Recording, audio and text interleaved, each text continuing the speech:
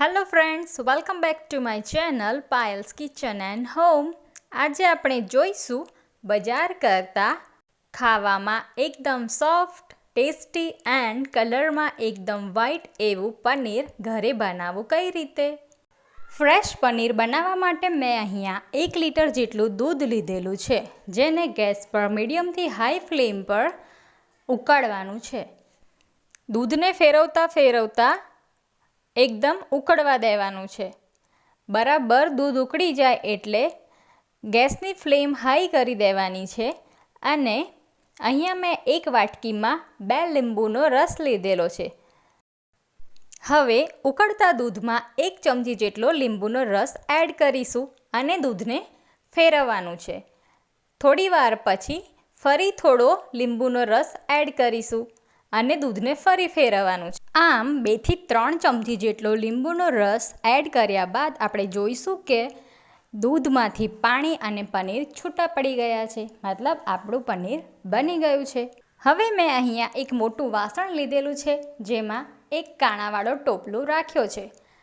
એના ઉપર એક સુતરાઉ કટકો પાથરી દેવાનો છે, જેમાં આપણું બની ગયેલું પનીરના મિક્સચરને પાણીથી અલગ કરવા માટે રેડી દેવાનું છે.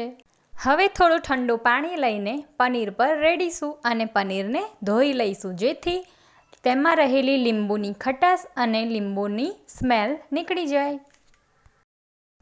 હવે કટકાના 4 છેડા ભેગા કરીને પોટલી જેવું બનાવીને પનીરમાંથી વધારાનું પાણી નિતારી લેવાનું છે. હવે વાસણને સાઈડમાં કરીને એક ડીશમાં બાંધેલા પનીરને મૂકીને તેના પર કોઈ ભારવાળી વસ્તુ રાખી દેવાની છે, જેથી હજુ બી જો પાણી થોડું ઘણું રહી ગયું હોય એ નીકળી જશે. અને 15 મિનિટ્સ માટે સાઈડમાં રાખી દેવાનું છે. આફ્ટર 15 મિનિટ્સ આપણે ખોલીને જોઈશું કે આપણું પનીર સરસ રીતે સેટ થઈ ગયું છે.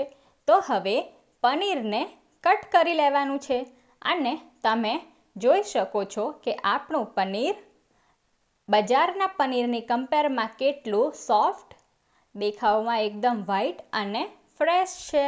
ઘરે બનેલા આ પનીરને તમે એક એરટાઇટ કન્ટેનરમાં 2 થી 3 વીક માટે ભરીને રેફ્રિજરેટરમાં રાખી શકો છો.